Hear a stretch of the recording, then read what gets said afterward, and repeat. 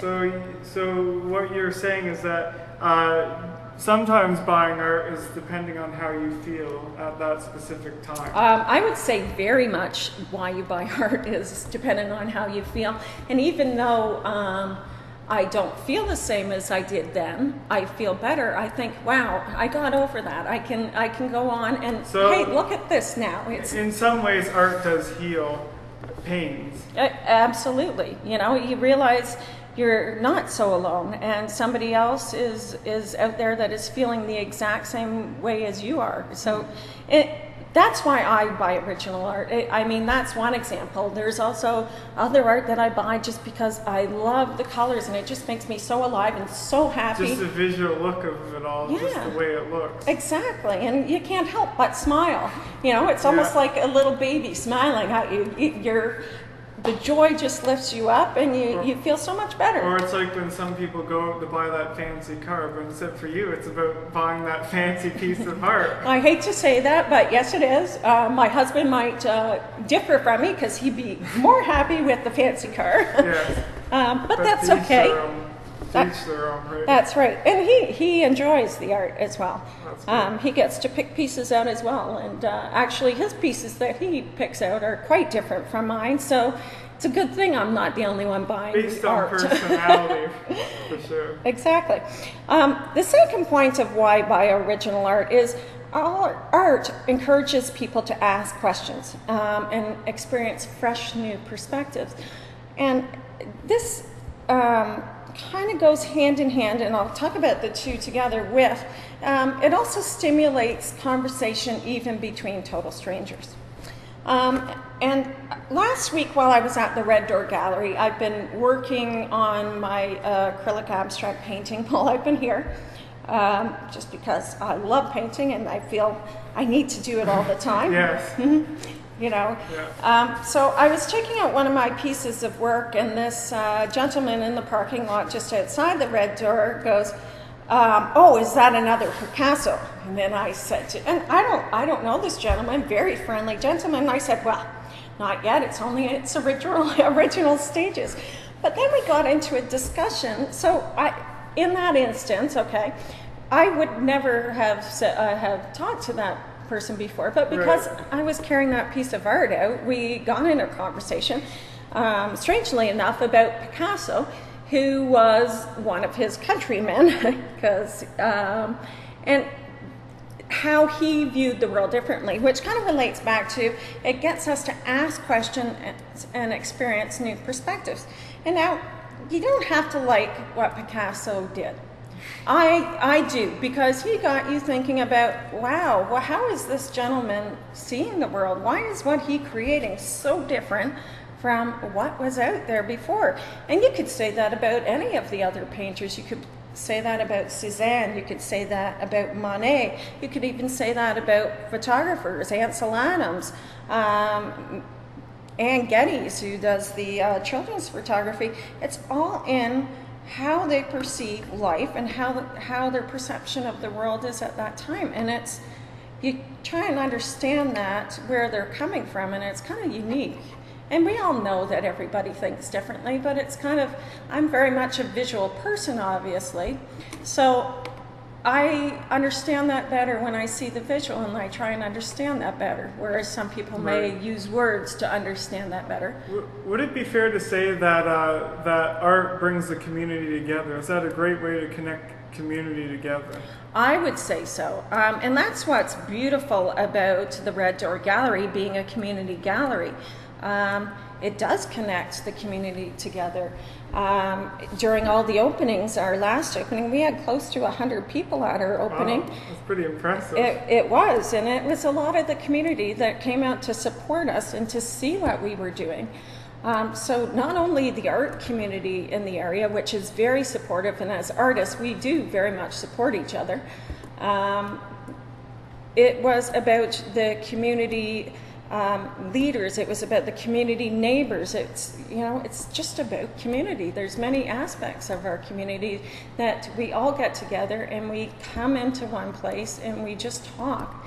And that's what makes a good community and a good neighborhood. which is Halton Hills. Halton Hills very much describes that for me. So that's one of the great things about this being a community gallery. The last point, which I think why you should buy original art, it makes you kind of proud and makes you kind of happy of where you work. It could be for your work, it could be a corporation. It's not just a bare wall. You go in, you're proud of what you have on the wall. It's like having, just something there that makes you... Like a trophy almost. Exactly. It could be a trophy. It just makes you feel better about your house, the place you work. Can you imagine just going into some place and it being bare walls? Like where I work. Well, they can always talk to us. Yes. We can provide some art. So yeah, I don't know, it just kind of stimulates work. I find when you have so much color and so much personality in a place, it just makes it easier to work. And especially on during the darker months or the winter, it's nice to have that nice colorful visual of like whether it's a picture of fall or summer or whatever, it's just nice to see that. Color. Yes, color very, in general. Very much so. And being a photographer, when after the months of gray and black and the dark blue skies or the cerulean blue skies, the light blue depending on the weather, I am just so happy with that first blade of grass that comes out and that color.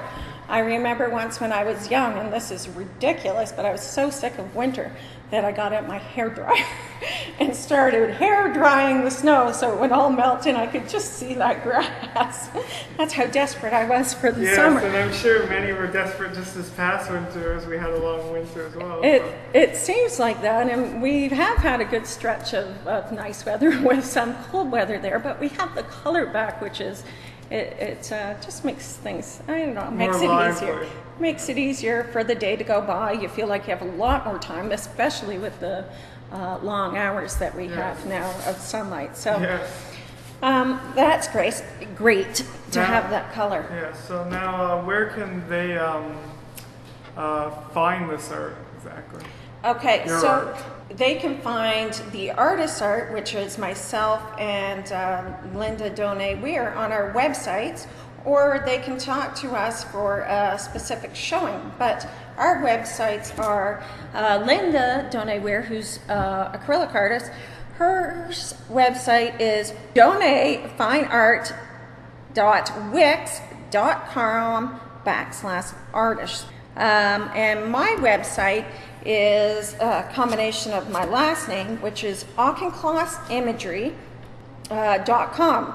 And our show actually ends this Sunday the 7th. We're having those special hours this Sunday from 12 to 5. So if you aren't able to get down here during our show, I know I have a lot of my art pieces on my website, which you can just go up to the bar at the top and it's under store.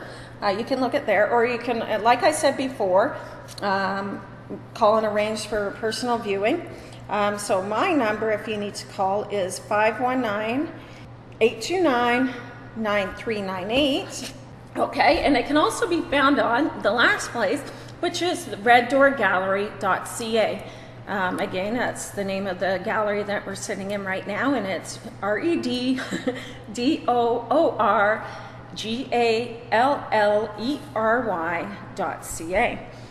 And the beauty of this space is it's not only an art gallery, you can also rent the space. And I know we've had a few rentals in here with our artwork up. I know there's a yoga class that comes in regularly. That's pretty interesting. Can you imagine having a yoga class and with all this art? Well, I'm sure it's pretty stimulating. I'm sure it is. I hope they're not looking around while they're trying to hold their tree pose. So hopefully they have a little bit more focus than I would, because I may fall. So you can rent the space. You can also be a volunteer with the Red Door Gallery. They're always looking for volunteers. And if you wanted to volunteer, again, you can find that information on the website at reddoorgallery.ca.